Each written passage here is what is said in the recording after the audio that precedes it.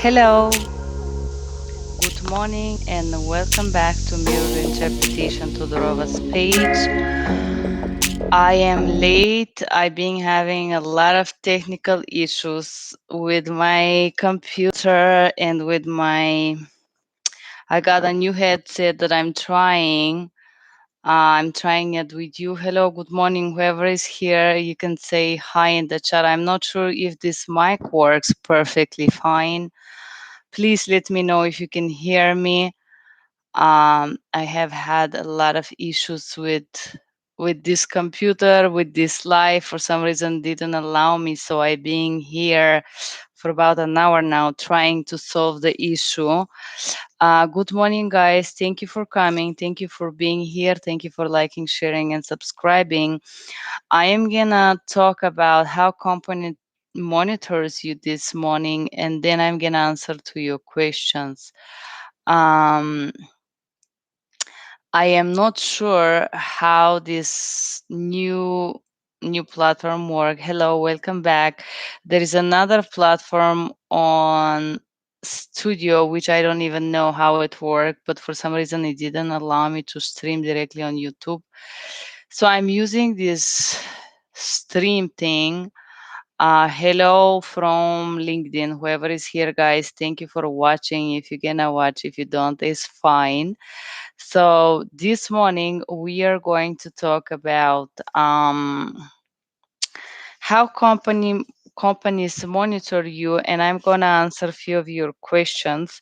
I have printed them over here. I'm apologizing that I'm late, first of all.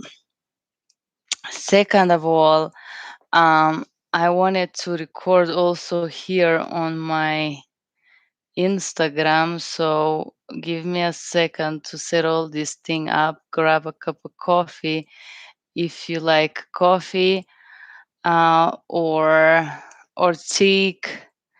tea, or whatever you like to have early in the morning. You can have it together with me. I am a person who is very selfish in the morning. I like to be with myself in the morning. I like to be quiet. So doing these lives is kind of challenging for me. Um, but I'm back. I'm here, and we're gonna do this together. Let me see. Please, if you are here and can hear me, just text me on the chat box so I can check if my mic is working or no. If you don't want to text me, eventually I'm gonna see it in the end of the slide. So that I just got a new mic from Jabra. I don't know if it's good. It's kind of warm, to be honest with you. So I will see in the end of this video how this mic perform. Said that, thank you for being here.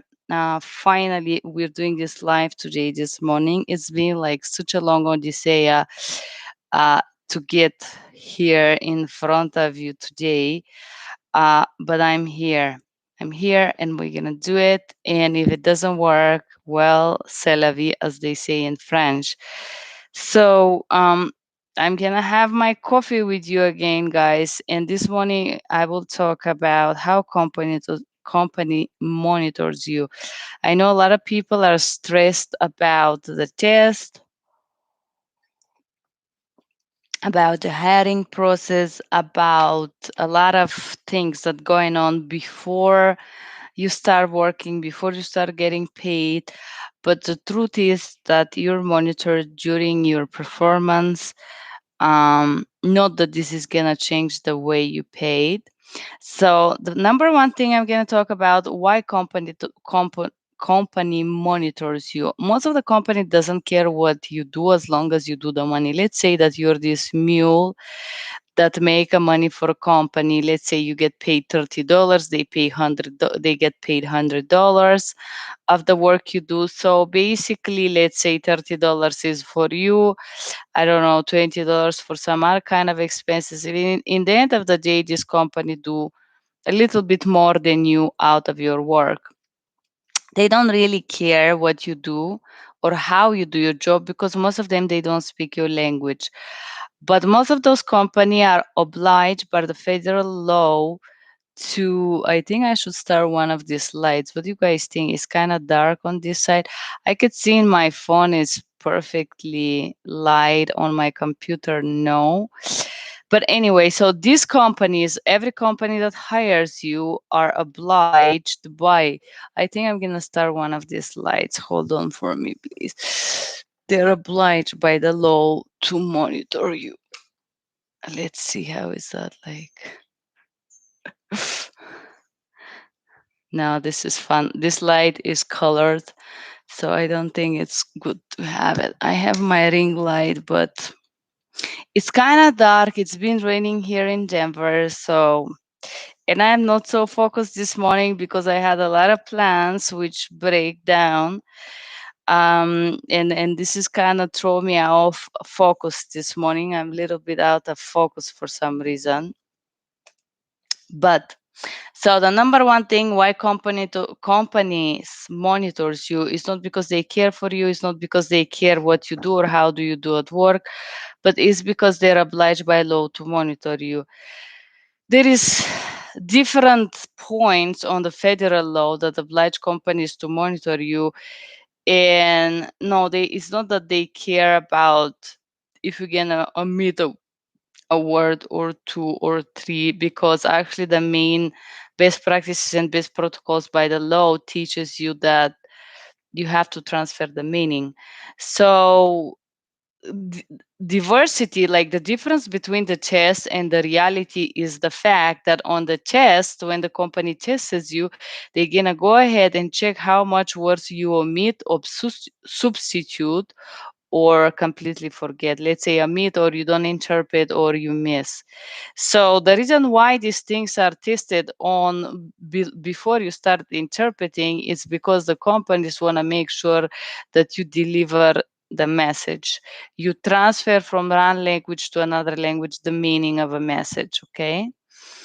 And mainly the fundamental meanings. There is a video that I was talking about the bullet point that you have to pass on the test. So a lot of these texts that they gonna read for you on the test, like doctor, patient, um, I've been talking about how they test you prior you working, but what they monitor after you start working. So prior you working, when you do the bilingual tests, they test your accuracy. That's about it. They are some of these testers are less educated than you, unfortunately, and in some cultures is kind of good if they give you a low point. It's kind of supremacy. It's kind of, these tests are many times dysfunctional. One of these companies that do dysfunctional testing is Certified Language International. I can guarantee you that the Russian tester, it's not Russian, she's from Ukraine, so she doesn't speak literally Russian language. She doesn't pronounce properly the words and all this. So a lot of company, or some of those company, have dysfunctional pre-testing before they hire you, but they monitor you when you work. When do you work, they don't monitor you on your performance. There is a different monitoring before you start and after you start.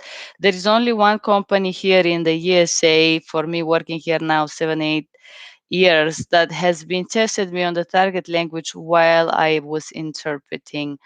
No, this is not Siracom, unfortunately. They don't have the money to test you before you start. They don't have the money to test you on your job. They don't have the money to control if you actually do exact and accurate interpretation. What they test you when you start to work is if you follow the HIPAA best practice and best protocols. The number one thing that they test you, I will tell you how the why the testing is not functional. The number one thing that they test you is pre-session. Pre-session is how do you like represent yourself. Hello, my name is this, and I'm here because I'm gonna be your Spanish interpreter, my idea is some of the companies want you to add, I will interpret everything you say and keep it confidential, basically repeat the legal part of your training, the first part of the HIPAA, and they will ask you to repeat every time, I will interpret everything you say and keep it confidential. Please do speak on short phrases and allow the interpreter to interpret. Most of the efficient company doesn't want you to repeat this. If it's legal and if it's highly, like if it's a very high register, I will. I do.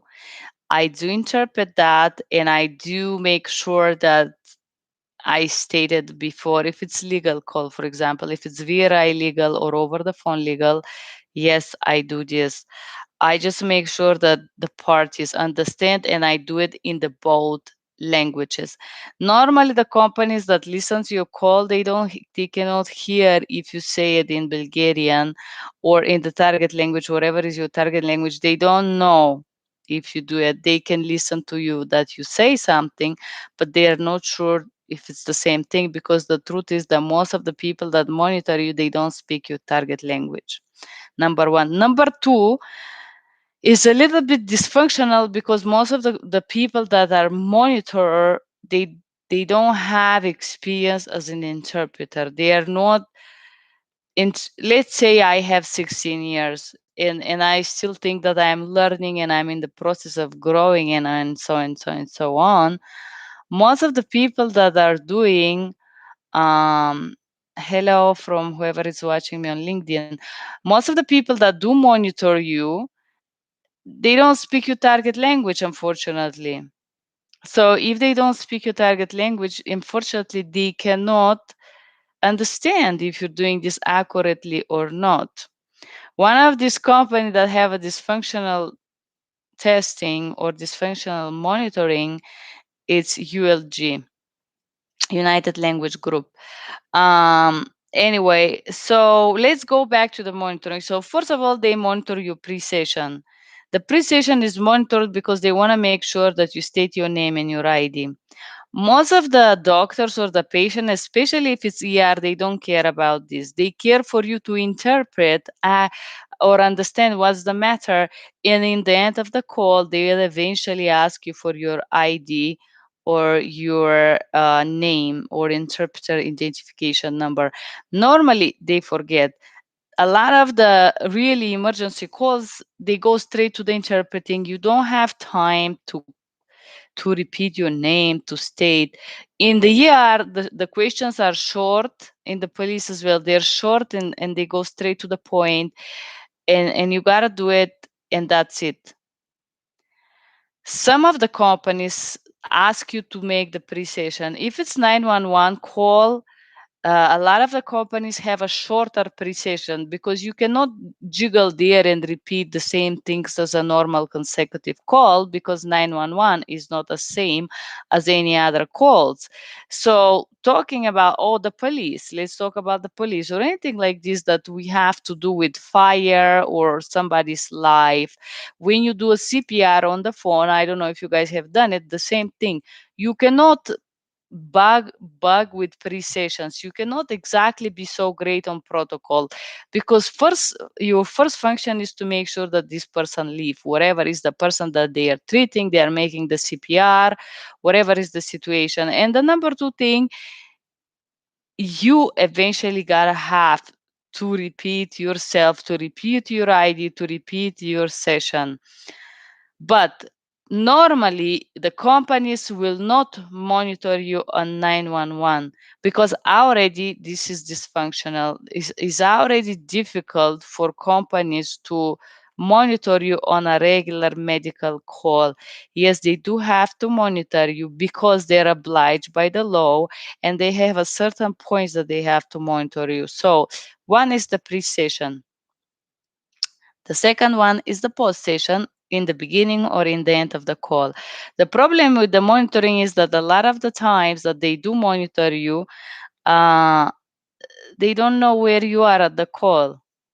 Sometimes they hook into your call and they are listening and you don't even know. Like, this is the matter of the fact that sometimes you just do your job without having in mind what's going on. You just interpret, you just do there. Thank you for the like. But you don't know when they're gonna monitor you. Most of the time, I could tell by the quality of the call. If you hear a click or if there is a lot of static on the line, you gotta know that you're monitored. Not that this has changed the way that you interpret, it just makes you aware. The number the number one is the pre and post session because that's what they can understand. The number two, if you ghost the person and have long talk in the target language with the person and you're not letting know the provider that you're repeating the same message. Let's say that I repeat the message one time and I have to continue repeating it because it's some older person that doesn't hear quite well. Before I repeat it, I'm just shortly saying, Madam interpreter is repeating the same questions. Please be patient with me. So the provider knows that I'm going to repeat the same information several times. Or in the beginning, if I notice that the person, the older person, whoever I'm interpreting for, cannot hear well and ask me one, two, three times repetition, I am letting know the provider know that the person have a hearing problem and I'm allowing and I'm asking permission to repeat. I ask this permission normally in the beginning of the call when I notice that their hearing aids doesn't work properly or they have a difficult challenges there, right?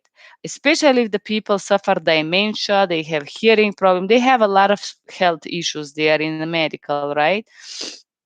So when I notice that this challenge is happening to me in my call, I let the provider know immediately because if you get lose this control, if you lose control of the provider and the provider start to get pissed at you, this is really start, this call will be terrible for you, and these difficult calls gonna be terrible for the provider and they're gonna get pissed at you and they're gonna write a negative comment on you.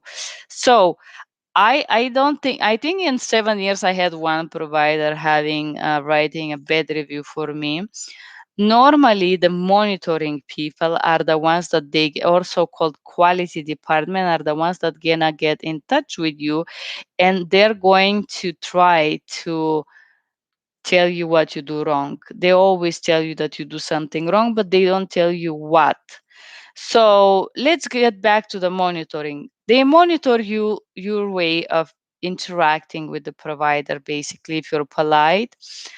If you have or need a repetition, how do you use third form? For example, hello ma'am, this is the interpreter speaking. I do need a repetition. Can you please repeat for me? I'm gonna stop my Instagram video right here, and if you guys wanna watch the full video, you can welcome to my YouTube channel, Meet Interpretations. Thank you for being here. And I'm gonna continue my live for you guys on YouTube because this live is actually for you. So said that, I'm gonna go back to the monitoring. So the first is the pre-session, post-session. How do you juggle back and forth? For example, if you need a repetition, do you just interrupt and ask for repetition, or you're like, oh hello ma'am, this is the interpreter speaking, can you please repeat, I'm apologizing, can you repeat for the interpreter, and so on. So how do you interact with them? mm, I can tell you that in my, I rarely ask for clarification. This is like maybe 2 times in 10 years. Like I, because I work on my vocabulary most of the times, if there is a technical issue on the line, if there is a lot of static noise or something, this is when I would need repetition. And I remember one time, the last like 2 years, I asked for a repetition from the provider, and I know they monitor you. How do you interact with the provider? Unfortunately, they cannot monitor how you interact in the target language. They don't have another interpreter who has your education, who has your experience, who is trained on quality review. Because doing a quality review is a little bit different than doing interpreting. I don't know if any of you has been work as a monitor or monitored call of others, or let's say you're the second interpreter in legal and you monitor, and if there is any misunderstanding or anything incorrectly, you interrupt and you say, "Hello, this is the interpreter two speaking. The correct is this." And you correct the first interpreters.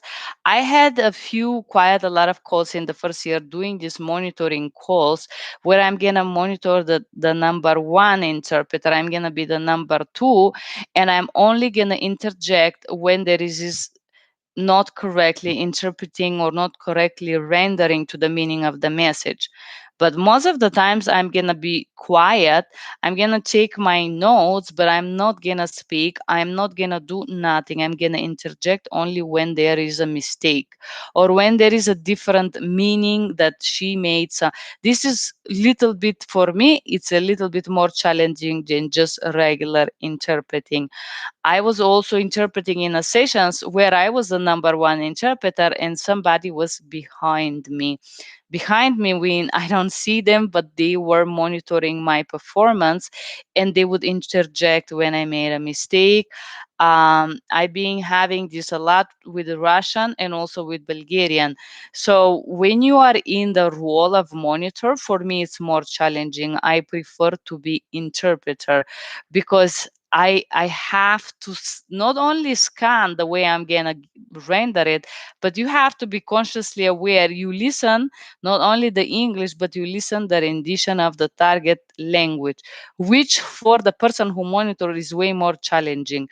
So talking about quality review of your calls, they only quality review your English speaking, unfortunately, and this makes this monitoring very dysfunctional. Yes, they can monitor if you follow best practice, best protocol, if you're polite, if you use the third form, if you do post station, if you ask interpreter needs a repetition, interpreter needs clarification and all this. How do you follow and how do you juggle your interpreting session, right? But that's about it. That's where this is stopped. You're monitoring and you're like the quality reviewers, let's say it's some Asian ladies, there is a lot of cultural differences. Something that in my culture, because my culture, we are very honest people, we are very straightforward, this could be considered rude. In American culture, for example, could be considered rude. I just had a monitoring, and they said to me that they supposed that I was rude in the target language, and I said, "How do you even know that you don't speak the target language?" And I asked for clarification. So why this monitoring shouldn't matter to you? I'm unfortunately I gotta be honest with you, and this is it. I'm gonna be honest. This monitoring doesn't matter to you because most of the people who monitors you take $15. I'm sorry, this is the truth. And this is some little Asian girl that monitoring me one time. And by her English, I don't think that she was doing a good job. I self monitor myself and I know when I do mistakes. And sometimes I wish I had someone to ask how they would handle this situation. Sometimes I reach to my clients and I ask them, "Hey guys, do you want me to wait with the client? Do you want me to hold the line or you want me to disconnect?" Sometimes I'm not so sure how to go with it despite all these trainings that you see behind me, because there is this situation in life that you don't get trained for. There is no protocol, there is no federal law behind, and none of these people who create the protocols and federal laws have faced your challenge situation to know how to address it. And a lot of the times when you address the quality department about situation, they don't know how to answer you. They don't give you any practical advices, or they don't give you any indications on how to actually deal with it. So, uh, most of this monitoring, unfortunately, is dysfunctional. First of all, because the person who monitors you is less educated than you. They don't know your cultural background. They don't know what is considered appropriate in your language, in your culture, and they don't know how how is this interpreted in my cultures? Maybe something could be funny, and in your culture it's rude. In American culture is rude. I remember um, I was in a party last week, and I asked a question to someone, and another guy come and he tried to protect. And I said, "Excuse me, I asked this person for that type of feedback." And he said, "Well, it's rude to ask this type of question, or it's rude to ask somebody a question when you just met them." This person I know afterwards talking. He had a high school, and for him asking a simple question was considered rude. For me, person with a little bit more education, that was quite all right. So once again, depends on what kind of level, where your background, your culture, if you have traveled, seen a lot of world, or you've been living only in a small suburban of the city, your culture and what you consider rude could be different. So imagine you have one of these people that never get up of their 5 blocks environment. They are monitoring you now.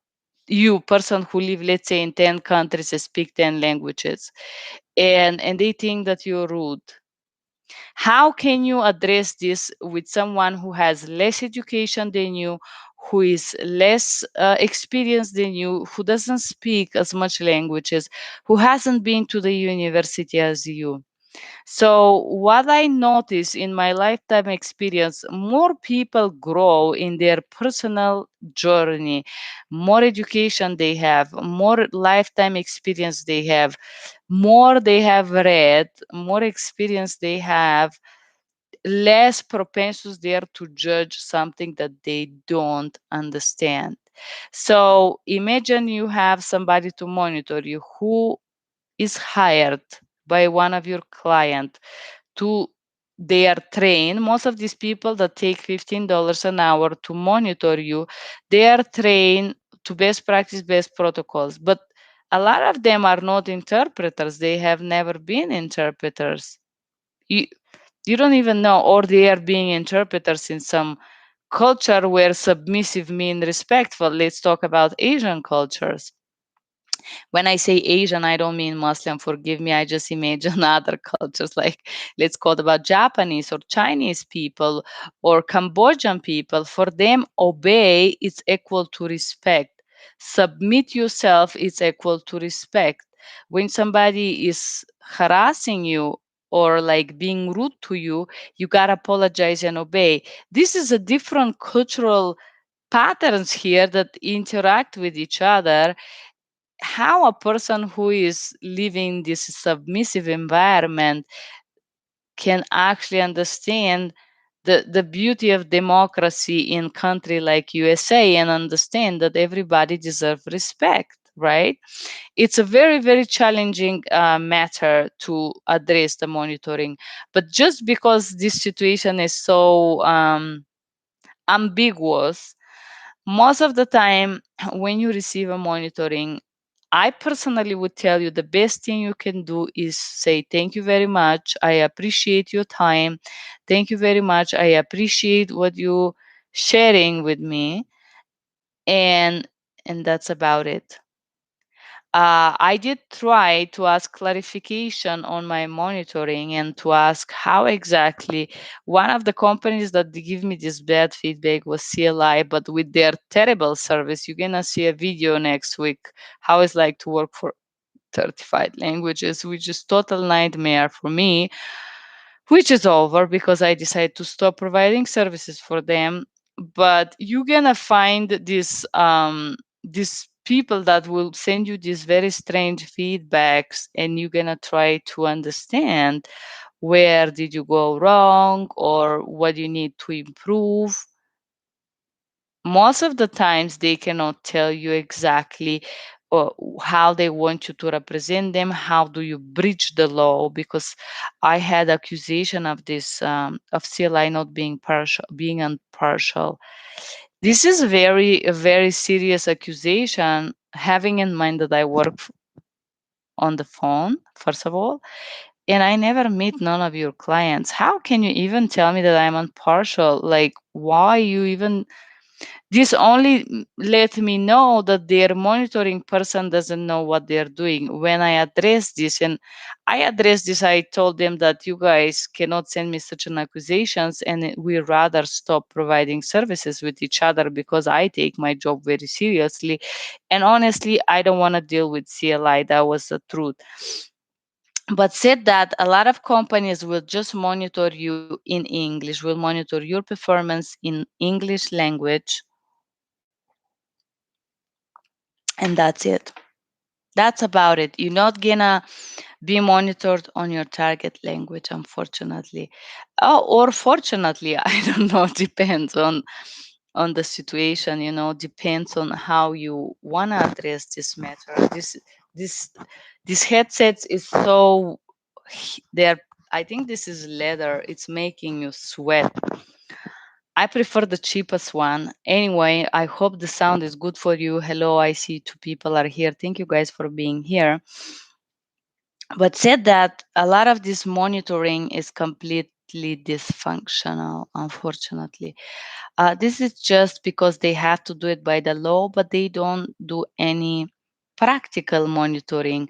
Practical is, let's say, I company monitor you and I notice that you miss half paragraph. I get in touch with you and say, hey there, George or John, can you try to be this and this and that? I noticed this discrepancy and give you some techniques how to be better, how to learn, how to improve yourself. Be actually on the point. Taking serious monitoring should be a instrument for you, the interpreter, to grow professionally. This shouldn't be like accusations that nobody can stand behind. There shouldn't be any kind of pointing the finger and telling you that there is something wrong with you or you did wrong. Oh my godness, you made mistake. God help you. But monitoring should be a solving instrument or helping instrument to you interpreter to learn. Just because I had been having these negative feedbacks from Siricom, I cannot tell you how many negative comments, emails I received the first year from Siricom, only negative. These negative feedbacks make me, how to say, a little bit make build me in a way that I understand that their monitoring process was not functional, not only to them, but 99% of the companies that I met. The first actually monitoring from CLI I received, I told them we rather disconnect if that's your opinion, guys. Uh, and no, and then they correct themselves basically. So you gotta understand that monitoring is a badly managed thing here in USA. It should be used as an instrument to guide you and to show you how to use the law and how to maneuverate, if you want, or turn or twist in this game between languages and legal best practices. Unfortunately, there is not enough specialists. Unfortunately, there is not people that are aware and know best practice, best protocols, and know the cultural beliefs behind your language, the cultural fundamentals, and what's considered rude, what's considered inappropriate or appropriate in your target language. So they don't know how well you do just because they don't have the knowledge for that to offer this feedback to you from which you should grow. Most of the company does it. Most of the company use the monitoring as a process of punishing you and putting you down, unfortunately. Some of the companies use it as a instrument to put your payment down.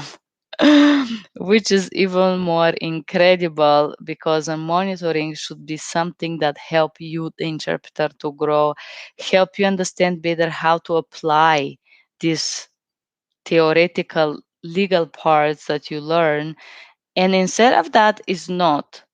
So in the beginning, I used to be so upset when I received a bad monitoring. I was so triggered. I remember I cried.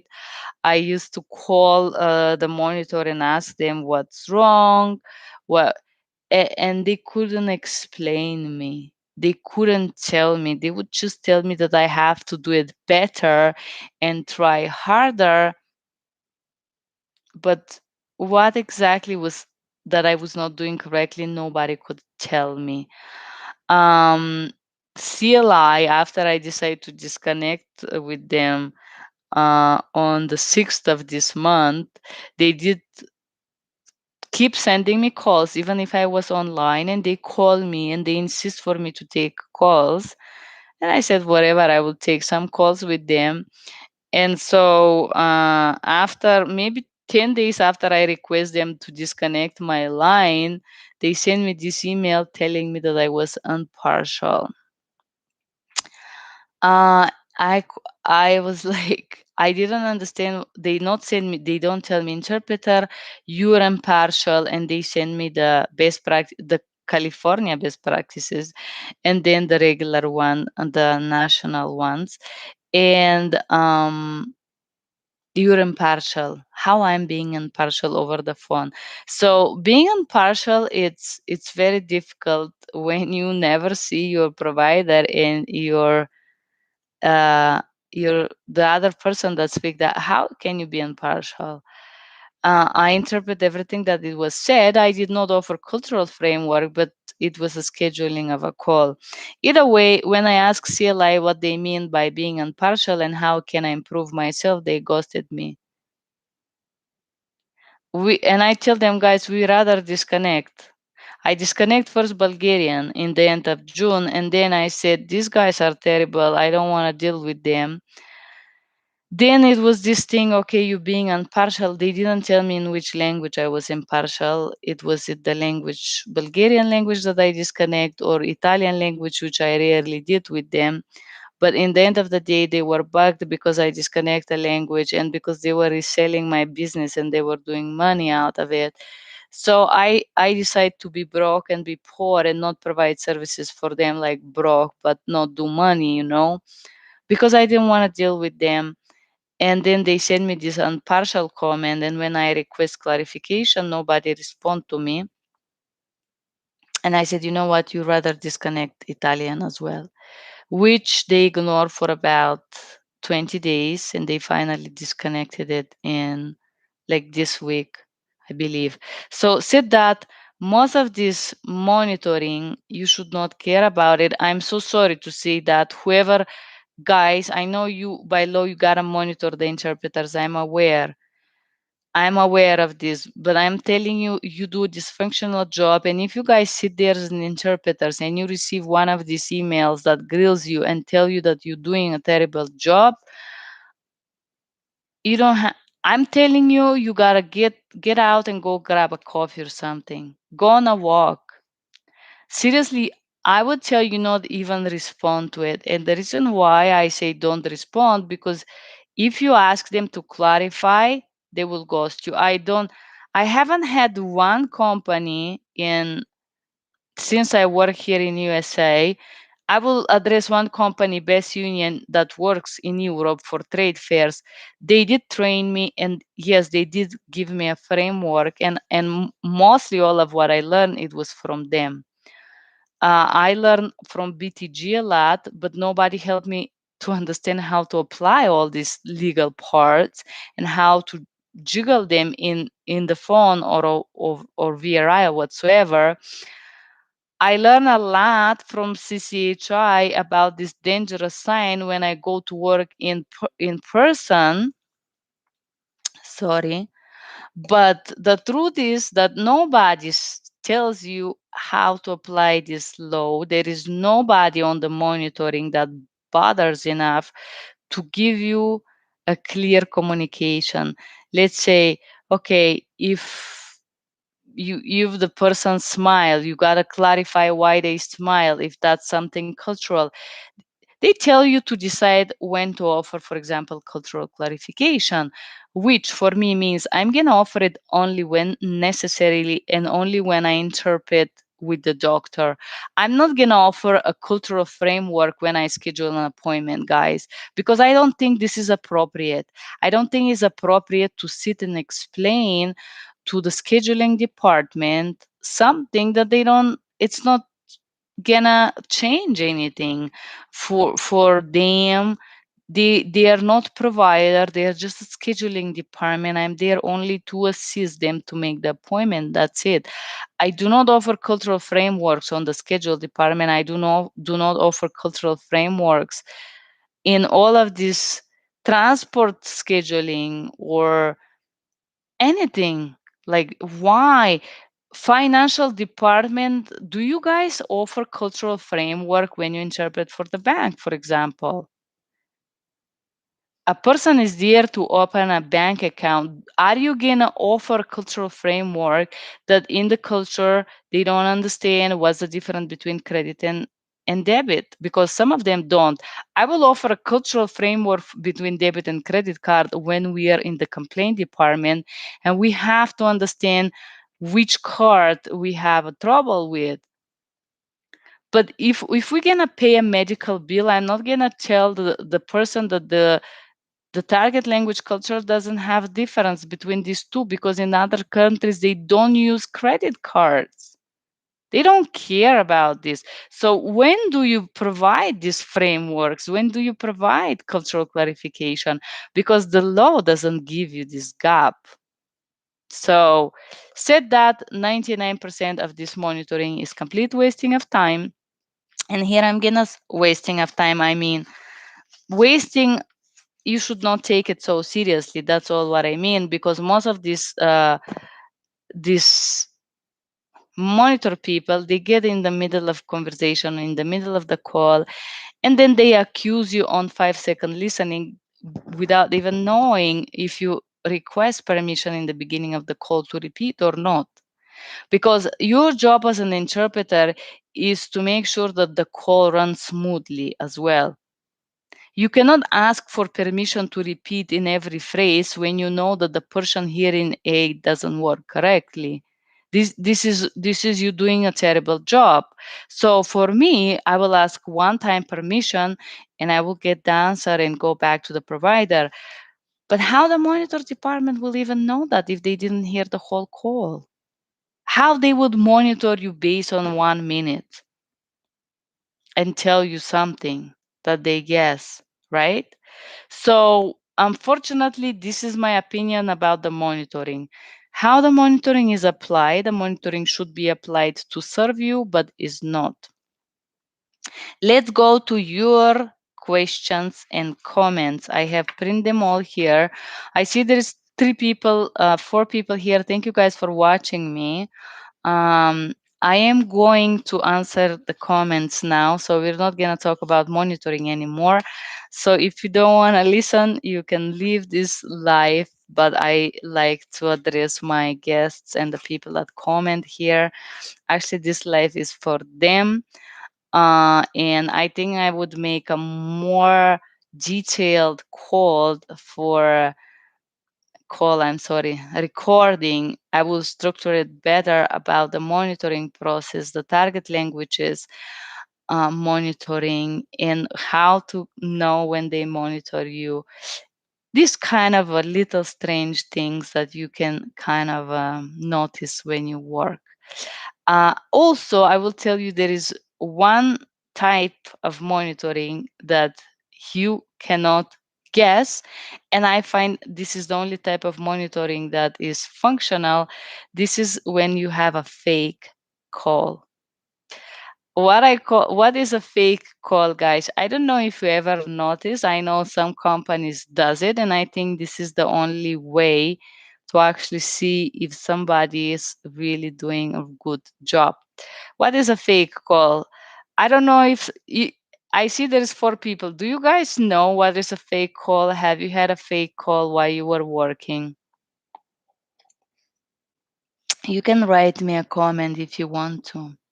But a fake call is when you get an interpreting call and the person who acts like a provider speaks the target language. or the interpreter, or your Russian speaking client. It's the person who monitors you because they do speak English and they do speak Russian. This happens, yes, and this is the best way to monitor someone, in my own opinion. I think I have quite a lot of calls like that. I can notice them by the accent. I recognize this. Also by the way they express themselves, I could tell. I had few in Russian, even this past week. This is, I think, a very, very efficient way to monitor. Some companies have it. One of my clients, TransPerfect, does that. And I will tell you, I so far I work about 9 8 months with them.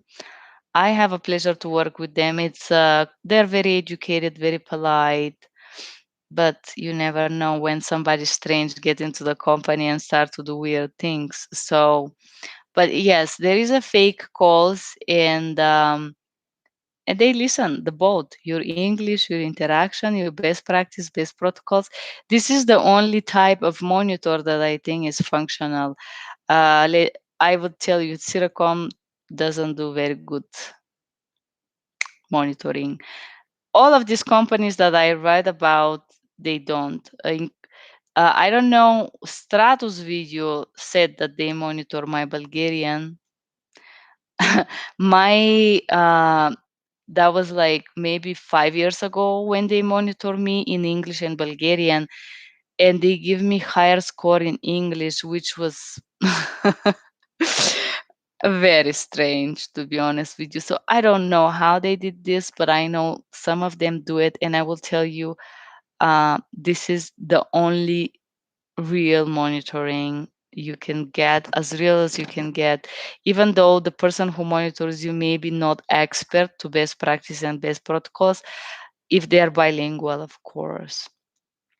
One time I had a additional interpreter on my line, and I was the second interpreter, and it was a male. I really admire this gentleman. It was Bulgarian language, and he was doing monitor. This person was, I admire how precise and perfect he was. He was on the dot. And I was like, wow, I want to be like that. I want to be able to do that great job, you know. So this all could be inspirational for you sometimes when you get into this monitor dynamic. Uh, but yeah, that's about it. Most of the quality reviews, 99% of the people there are below your level. They don't know your language. They don't have your education. So at least mine. So I personally doesn't take it very personal. Also knowing that I'm not this in general rude person. So I don't take this personal. I'm gonna get answering to your questions right now. Mariam Al. We can talk about your questions, your comments right here. Okay, there is this English Spanish bilingual. Guys, I see you 4 people here. If somebody of you want to make a bilingual videos, please do write me a comment below.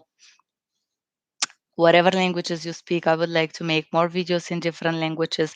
So please, please, please do write me a comment below. Um, Miriam Mariam Al says the anti-itching in Spanish means anti-picazón. Picazón is this thing that kids do, exactly, picking yourself, itching yourself, which means that, Rosa, we had a little bit of a mistake, but I know Rosa is from Colombia, I believe so by her accent. And a lot of people that follow my channel are from different Latino backgrounds. So if you guys speak some Spanish, please write me a comment below. I would love to make a video in Spanish with you. Okay, we're gonna go next to Silvia Batista. I am from Dominican Republic and I have been working as an interpreter for a while. I don't have many experience as you, but I'm trying to get to one of the companies from USA directly. Okay, guys, I don't feel like I just know what's happening around me, but every day is an experience for me, and every day is a new day for me, and every day is a new beginning. So I don't think that there is an interpreter who is so confident that they know everything, and even a person who acts like they are such a knowledgeable beings, you cannot know everything after 10. It doesn't matter how many years you do this. I think every day you learn something new, and this is why I enjoy this work. So I don't think there is such a thing. So I'm very experienced and you're little and no experience. I think that every day is an experience and you gotta treat it as a singular molecule, not part of the ocean, if I want to say so. One of the companies directly from USA working as an international Spanish interpreter. Sylvia, if you want to get an interpret for me, I'm going to pay you $30 an hour. You can write me a comment below. I normally record on Zoom and I do like to do some Spanish. So please write me a comment below. But still, you could try to do this with this company. I'm going to give you some hit. I can say that I am in some way, your videos have taught me a lot of things. Being a medical interpreter requires a lot of knowing a lot of things, but even if you know those things, you can fail in a test. That's the part that I don't like. Okay. Talking as this is very okay. I'm gonna start with the first part that you want to work directly for USA companies. Whoever guys watch me and is not located in USA, if you're Latinos, if you're located in any other countries, all of these companies, most of them or some of them that have contract with the government, they do actually have to contract interpreters that are physically in USA. Period. Some of them are banned. They cannot.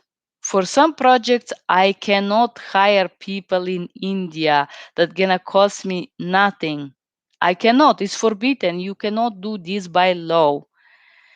So if your client, if the company that you're talking about has this federal rule and you can read about it, you could see, I could search the company and see if that's the case. Some of those company cannot hire you if you're outside of USA.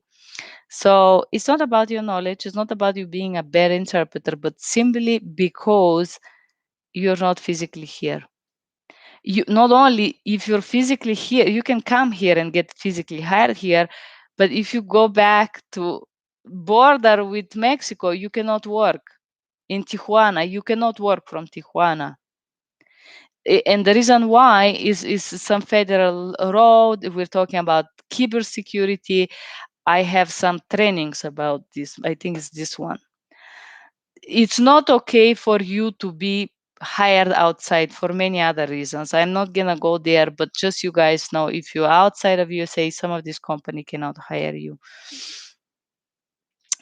Knowing a lot of things. No, okay, let me tell you something about. I probably have done hundreds of medical interpreting tests, both in English and in bilingual. I have done Italian, Russian, Bulgarian, many many tests, different levels, medical interpreting. I record a video about how it's like to work for CLI and how is their testing process. Some of this company don't need your language and how to say that.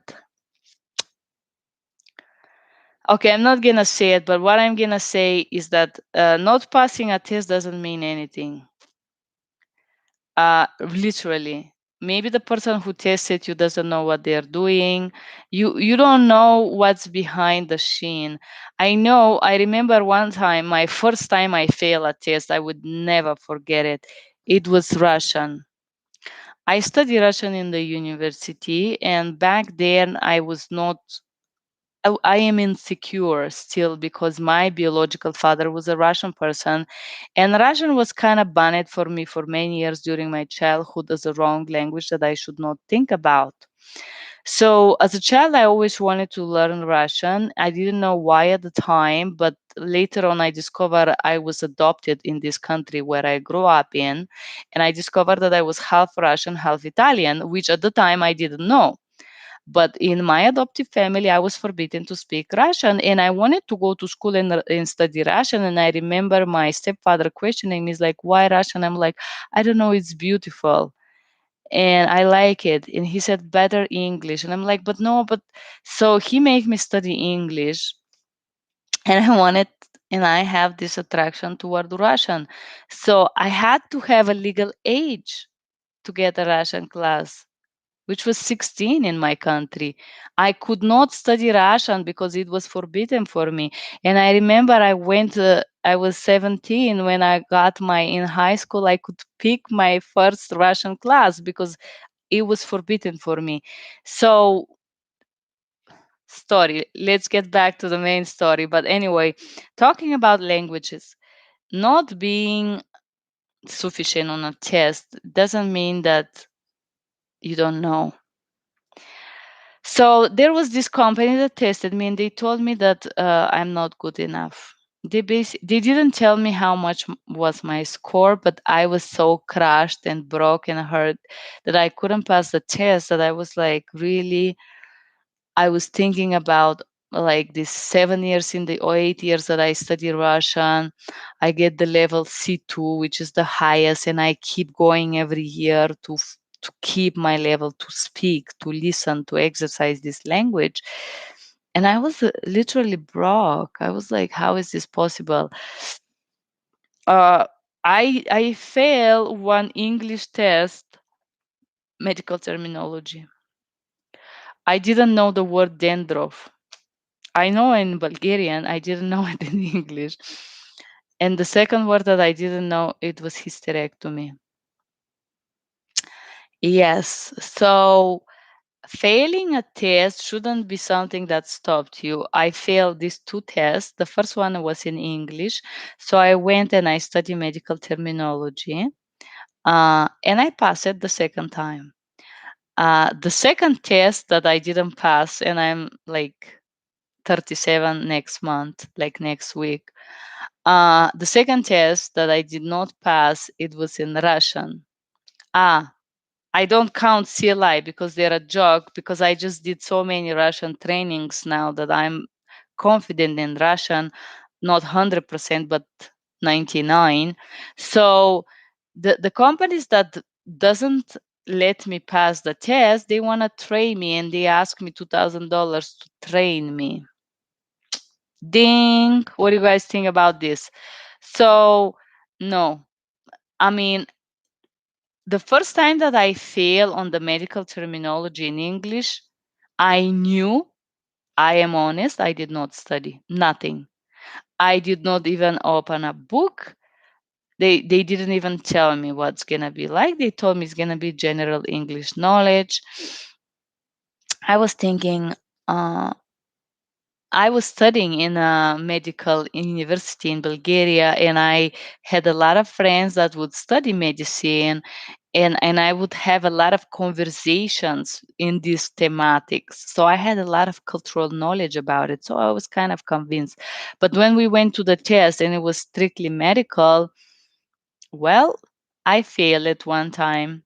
It's all right. I don't care about it. So I failed the test and then was like, fine, whatever, who cares? Who cares? But the truth is that I did study. I sit down and on the 9 body systems, I studied the most common disease and procedures. Yes, I think that all of you guys that work as a medical interpreter there is no way that you know this terminology. There is this folder that I call Bilingual Target Language Proficiency Test. It's only in English. If you look this folder and if you know every word that I'm saying there is no way that you can be not pass your test. There is no way, because it's include almost everything. Not only, but the way that I mix all this is the way you're gonna have them in the test. Because in the test you're not gonna have nose, ear, throat. You're gonna have a different things. You're gonna have skeleton, lower back pain, hip bone, hip replacement, then you're gonna have a headache, problems with the eyes. They're gonna mix them, even if it's in conversation.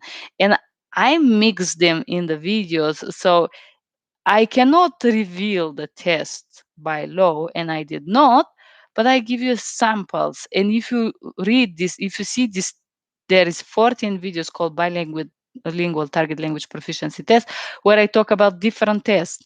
If you want to go and take stat, for example, any or level 5 proficiency, I don't know if you guys know, but this is equivalent to C2 or the highest closest to mother tongue language in medical. There is a test like this here that I took in, I think I passed all of these tests except in Macedonian language. I passed the financial Macedonian. This test, I did legal level 5 proficiency in Macedonian, and I think my score was close to 70, but not the passing is 80. So I was okay, but I did not pass it in Macedonian, and I didn't want to try to study again because I don't really work as much with Macedonian. But the truth is that I can guarantee you that if it's medical, you study this 15 scenarios that you're gonna pass it, you're gonna be okay with it, um, unless you the test come and you're like, oh my gosh, the stress is a big thing. This is a big factor that allows you. So in the beginning, I will study for my test, and I stopped doing this because this give a pressure to your brain, and it's bring stress into you. You gotta be able to deal with stress. So now how I pass this test, I don't study. I just this is the test, and I recommend you, if you need serious company to train you, this is saucy. They do have paid trainings. You're gonna learn from those trainings. This is the most challenging trainings I ever had, and they, yes, you gotta do them in 2 languages. They teach you in English, but you gotta do the homework in the target language. You're gonna sweat. I've been doing these trainings for about a year and a half, and I passed the highest level there, which is 160 words per minute consecutive. And then you have simultaneous for 30 minutes, 160 words. Then you have a consecutive, and then you have the side. The side is my nightmare. I passed them all.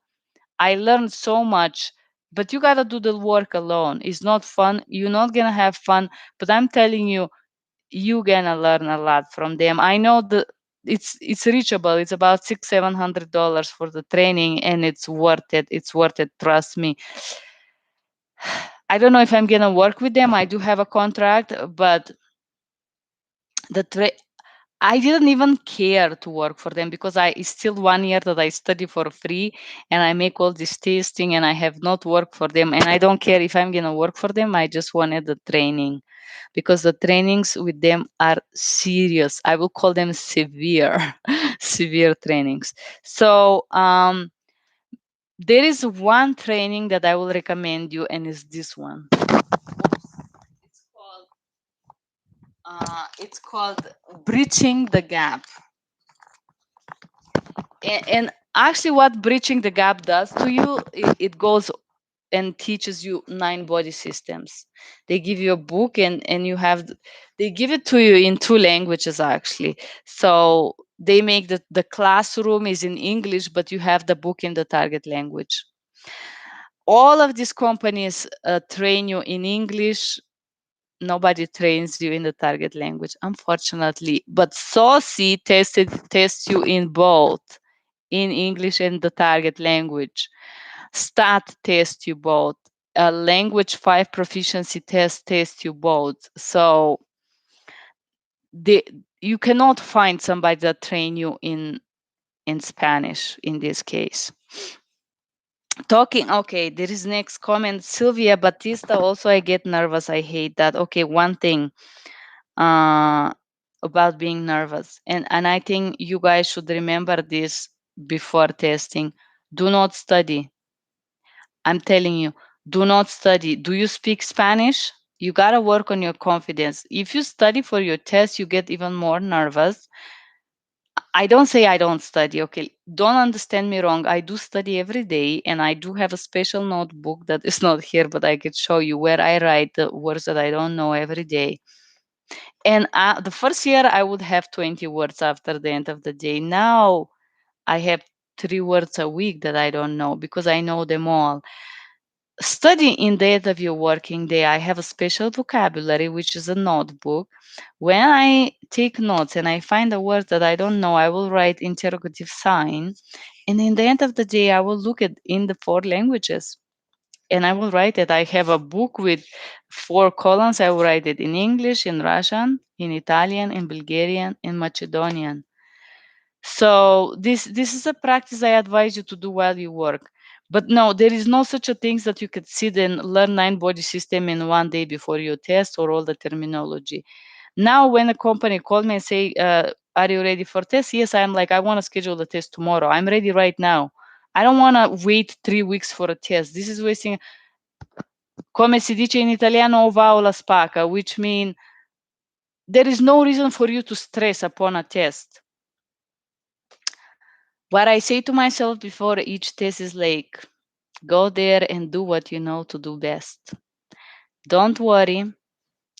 Don't think even that you're tested. You gotta sit down and let your brain off of this.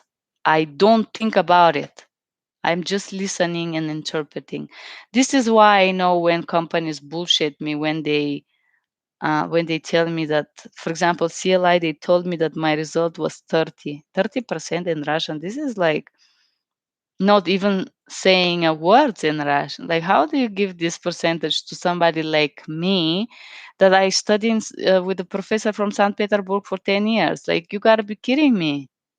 Do you know how many tests I done in Russian? Many. And you telling me that you give me 30%, you joke. So said that there's videos that is gonna come out called How It's Like to Work for CLI. Stay tuned next week in few days.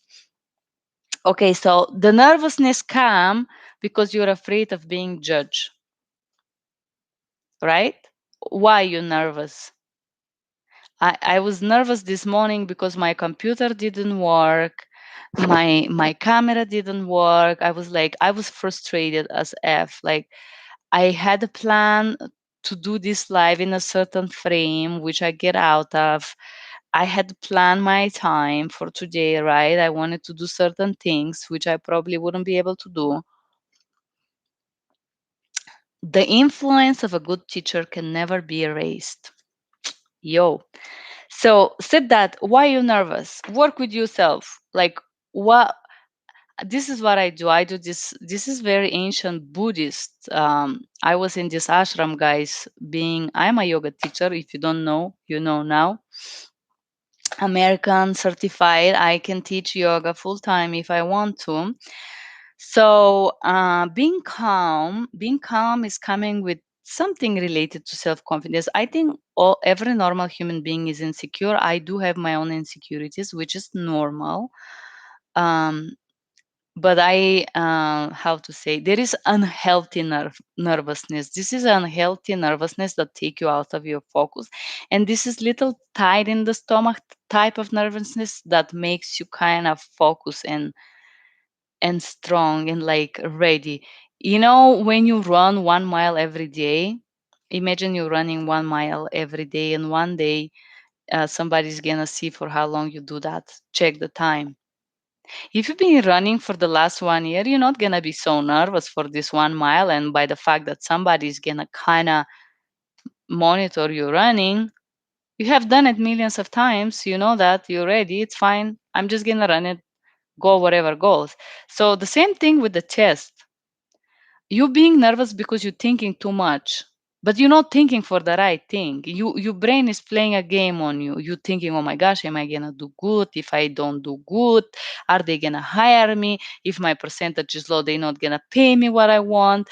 Maybe I don't know. It's normal not to know a word. I will tell you a technique that I use, especially in simultaneous. I use this because I had a lot of simultaneous is very fast.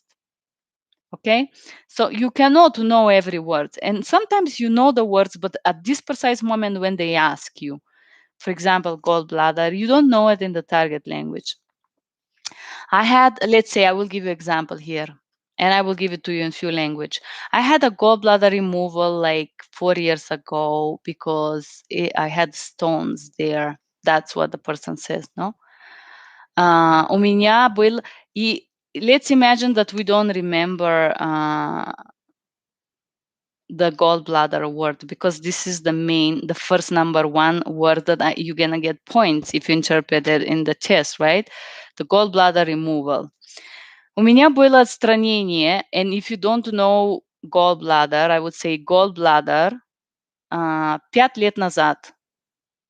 Ну, у меня отстранили gallbladder, потому что у меня было камни oops, sorry, but I remember the word, but in the gallbladder, right? So if you don't know the word, or let's say, I will pretend I'm Italian speaking. Allora mi hanno rimosso la coliciste 5 anni fa perché avevo le pietre, which means they removed my gallbladder 5 years ago because there was a stones there. This is what I said in Italian. But imagine that you just hear this in Italian and you don't know coliciste, which is gallbladder, but you don't know it in English. So what I do, I will be like, I had a removal, target language, coliciste. I don't know it. I don't know even what is that. I don't have the time to search it as well, especially if you're in person in the hospital. I repeat it as original 5 years ago because I had stones. You already know that the doctor doesn't know what this coliciste mean, and you don't know what this mean as well. What you do here, I ask permission to understand, to clarify. Doctor, do you allow the interpreter to understand what this means? I had somebody that speak this very strange Kazakhstan Russian few years ago, and I didn't understand the word. And I was like, can we understand? I asked permission to have a clarification from the person. I say, forgive me, guys, I never heard this word. Do you allow me to understand what she meant? They would allow you if you work. In the test, you don't know the word, boom, on the target language. You don't have the time to apologize. Either way, it's okay. It's not okay if you have a gallbladder removal and you miss it, you completely cut it, and you're like, I had removal 5 years ago. You miss the most important part of the interpreting, and boom, you're not going to pass the test. But if you repeat it in English, I had a gallbladder, let's say Spanish, and you repeat the word in English, gallbladder, the tester cannot drop the point 90%. They can drop it 5 or 3 because you acknowledge the word. This is like a trick that you can use when you transfer on the test and you don't know the word. But if you completely vanish, erase it, this is gonna completely drop you down. I think stress is a big thing that affect the test when you do tests. This is why I don't study for the test. I used to. I can tell you. I think I am weak on financial terms, and I'm not. I study business, okay? So I don't talk about simple financial terms. I'm talking about.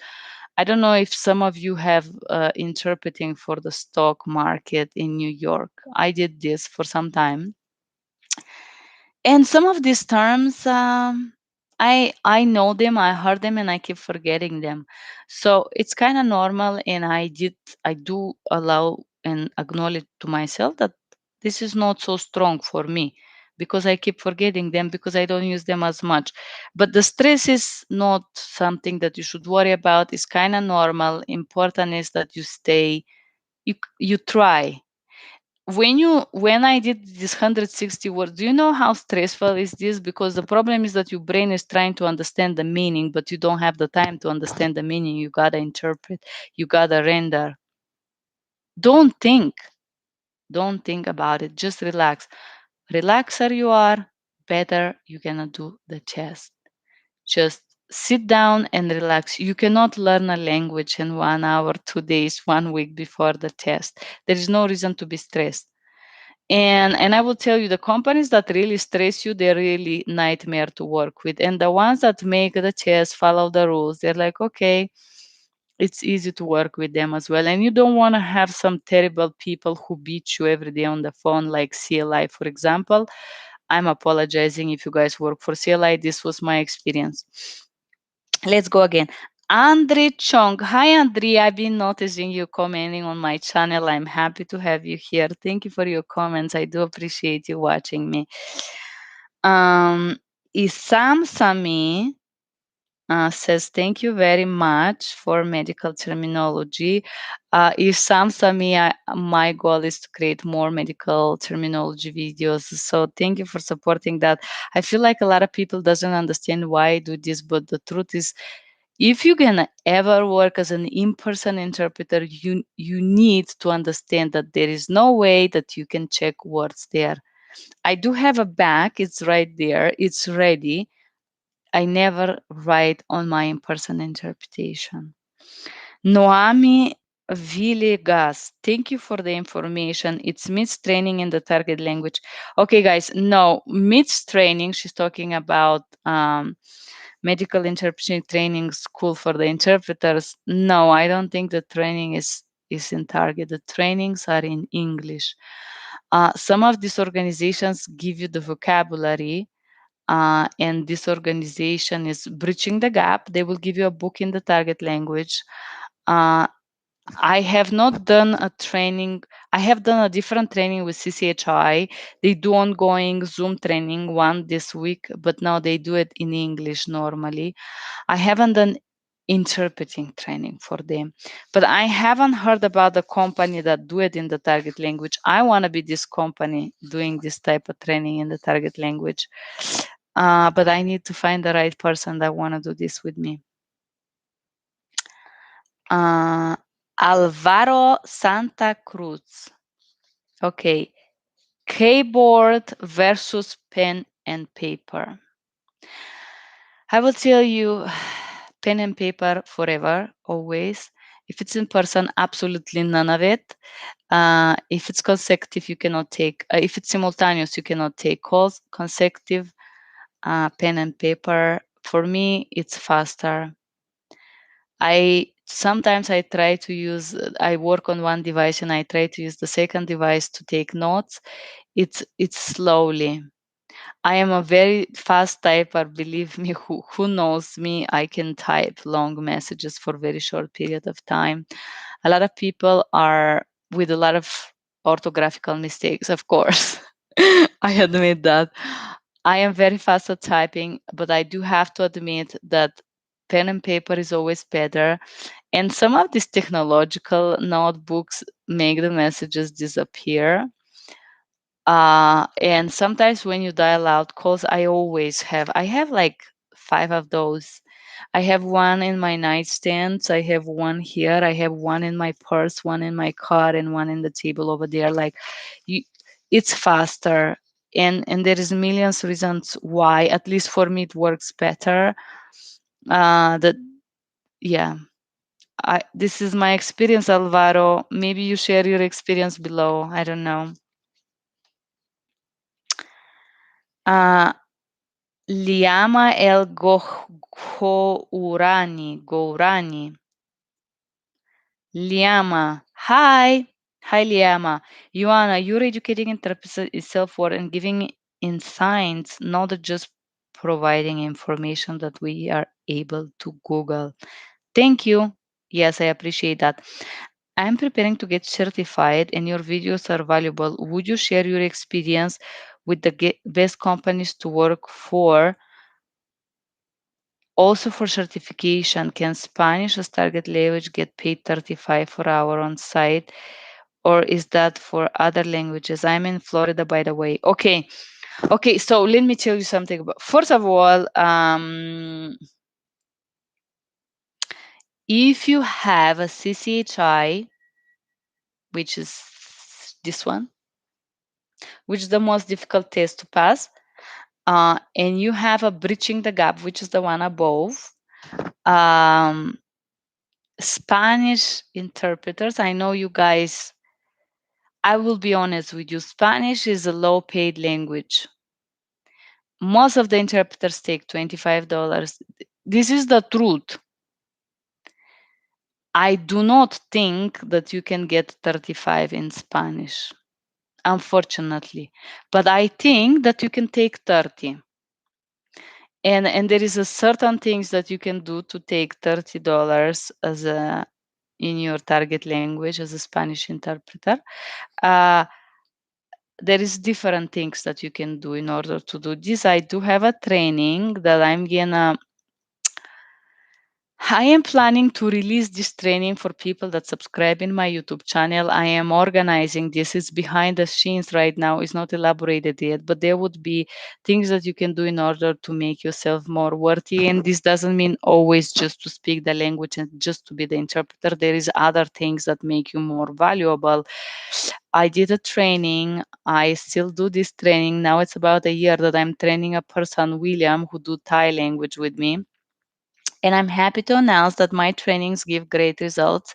So if you want to subscribe to my channel, I am going to create the videos there for the people who subscribe.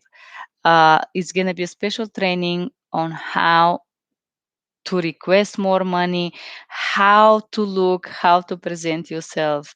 What will make you to be more expensive than a person that speak the same language, uh, can do the same job, but is doing it for $20, and you that you're doing it for 30. Why is that? Because the truth is that there is same languages, same language interpreters, that they pay different price to you and to other people. Why is that? How to sell yourself and all these kind of things. I think depends who. $35 on site for legal. I think you can get 40 for legal. This is for Spanish. Um, plus gas. For medical, I would say 30 plus gas. And there is always a limit on how much money you can request. Um, Florida. Yeah, the truth is that I know Florida they get paid a little bit less. This is the truth, and I know for Florida, if you take $20 is a good money. I talked to some interpreters in San Francisco, which is very expensive city, and they do take 20. This is individual matter. If you think your value is 20, you agree for 20. If you think your value is 15, you work for 15. Forgive me. I do have my own path with money and self work with money and all this. So I think realizing that your worth and not being ashamed to request more money is part of your journey, and is not, I don't think it's normal to expect others to give you 40 when you agree for 20. Honestly, why? Also, I had experience with someone that I'm recording videos with. I know that I'm not gonna pay her more than 30. This is the truth. I'm not gonna pay more than 30 because I already speak the language and I just wanted to add a new face to my YouTube channel. So there is a reason that I was ready to pay her $30, and she tried to ask for more. And I asked her, why you ask me more? What do you provide? And she told me that in this city in Europe they pay her more. I was like, seriously, for this type of interpreting? So I went there and I searched and I discovered that was not true. What do you think my opinion about this person is? I can break the contract immediately. I do agree to pay you certain amount, and I'm hoping you're gonna do a great job for me now that I pay you a little bit more than what you actually take. But don't play smart on me because I'm gonna go ahead and check. So the moment that you ask for more money, you gotta be solid. Sometimes I will pay more money because I want to and because I can. Because I want to, why not? Especially if it's a single mother or something like this. But if I see that somebody is trying to be over smart with me, I'm going to be cheap with you. I'm going to pay you less. There is a ways to request more money in order to receive them. And if I ask for more money, more the people are avid with me. I'm having in my certified languages, more I'm gonna be rude to you. Rude in a way, I'm not gonna step down. I ask you $37. You don't want to pay me, goodbye. If you want to cheap interpreters, find somebody with high school education. That's what I told them. So the truth is, depends who is on the other side. For me, if I have a polite, educated people on the other side, I'm gonna work for less money. This is the truth. everybody have different ideas in their head and different desires, right? For me, peace of mind is more money than $5 more. Because $5 more is not gonna change my life. It's okay. I can work for less than five. Like I can work for 30. It's all right, you know. But so depend what is more important for you. What's your value? Is it more important that they grill you and you feel depressed in the end of your day, but you take this extra few dollars, or peace of mind and you enjoy what you do? There is different things about that. Fatima Aquino, how do you keep cool when switching from one of the roles, even when providers look rushed, annoyed? Ooh. A lot of providers, Fatima, are rushed and annoyed and angry and speak together with you. Mm, what to tell you? I just keep cool. No, I'm messing up with you. Okay, so first of all, some some providers have a hard day. So sometimes when I see that the provider are pissed, this is happens when they're trying to get consent for procedure, when they're pressuring the patient for a procedure for vaccination and things like that. I can disconnect. Don't forget that you can disconnect. But if it's okay, I will give you example. In person, you cannot disconnect. I had this person, nurse, Indian nurse.